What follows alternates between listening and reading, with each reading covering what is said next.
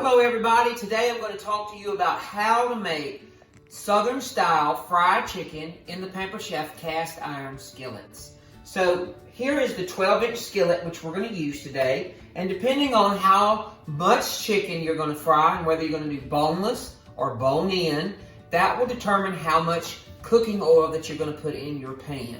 This is the splatter screen that is a great top for your cast iron skillet as you are frying or cooking bacon or doing anything in here. So this is a great lid. This is the 12-inch skillet, and I've put in a little bit of oil. Vegetable oil is what I'm using today. Probably about 2 cups of vegetable oil. Just enough to get off the bottom of the pan and be about 1 inch deep. Now we're going to put this on the stove on medium heat so that we can heat the grease to the frying temperature. Alright, so how to create the batter. There's all types of batter that you can use, but we're just going to use a very simple ingredient batter for your fried chicken.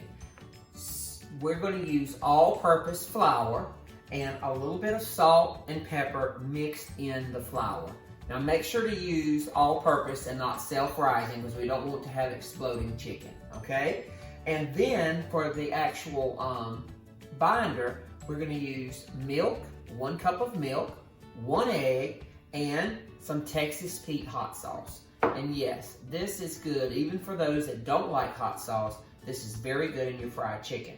So in the coating trays and tools, I'm going to put milk, egg, and hot sauce mixture. Then I have the flour. And then I have an empty tray so that I can put the battered chicken here to take it to the grease for frying. So, if you want some extra spice or rub, now would be a great time to add that to the chicken. Alright, so we have our milk and hot sauce and egg mixture, our all-purpose flour, salt, and pepper. And then the last tray we're going to leave empty, so we put the battered chicken here. If you want to add some additional spices or additional hot sauce, now is the time to do that to the bare chicken. So I'm just going to put a little bit more hot sauce on the chicken. Now I'm going to go ahead and put this boneless, skinless breast. You would do the batter the same way, whether it's bone-in or boneless. And let's also talk about for a moment when chicken is done. Chicken is done at 160 to 165 degrees. So it's very important not to overcook the chicken, and we're going to use a meat thermometer so that we can tell when the chicken is done. Okay? Let that set in just a minute or so and then flip it over. You can also marinate the chicken in the milk, egg, and hot sauce mixture overnight if you prefer. Okay? And then we're going to put it into the flour. You see this, very easy to do this. Put this right over into the flour and just pat that down into the flour a little bit and then turn it over. And you can also put a little extra here. And then what I like to do right before I take it out, because how many people love crispy chicken? Most people do. I'm going to add just a little bit of salt to one side. Now we already put that in the flour, but that's just a little extra and then some to give it a little bit of extra crispiness. And now we're going to put our breasts over here, and these are now ready for frying. Alright, so go ahead and place the chicken in the pan.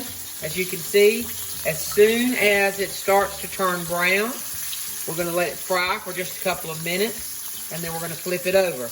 Now this is going to take less than 10 minutes because this is boneless, skinless chicken, okay? All right, it's time to turn the chicken over. Oh, look how pretty it looks.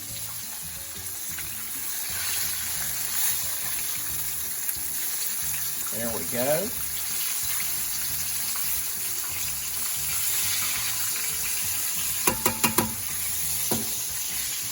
let it fry until you have a nice gold texture on the outside. Then we're going to remove it from the grease. We're going to place it into our bowl or on a tray. Using a paper towel to soak up any additional grease residue is really cool.